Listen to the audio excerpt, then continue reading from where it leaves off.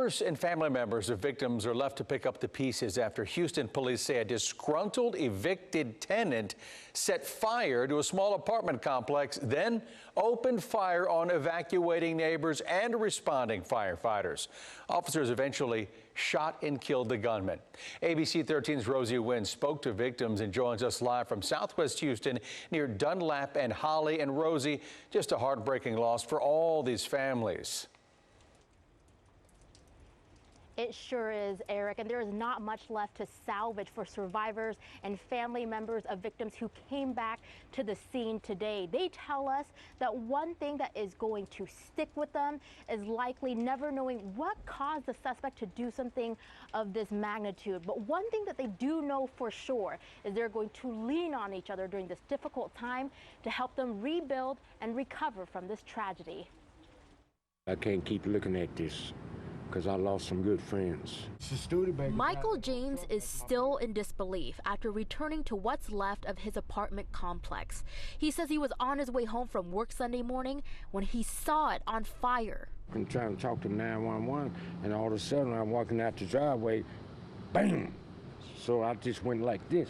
James says he was shot in the back and arm. He is one of two people who survived the ambush-style attack and believes if he was home any earlier, things could have ended much worse for him. But I'm just thankful to be alive.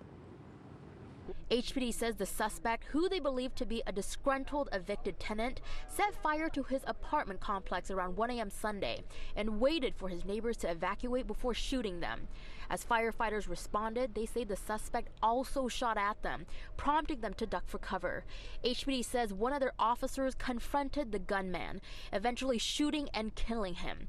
Investigators tell us 3 neighbors died from their injuries, one of them identified as Morris Washington by his daughter, Nikki Stewart.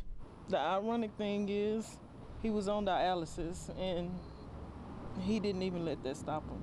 So this is very tragic. Stewart says there's now a big hole left in her heart now that her father's gone, but she wants everyone to remember him for his kind, graceful, and loving personality. I know he was at peace.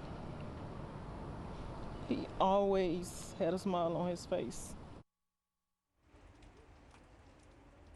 Neighbors have told us the name of the suspect, but we are waiting for official identification from the medical examiner's office before we release that name to the public.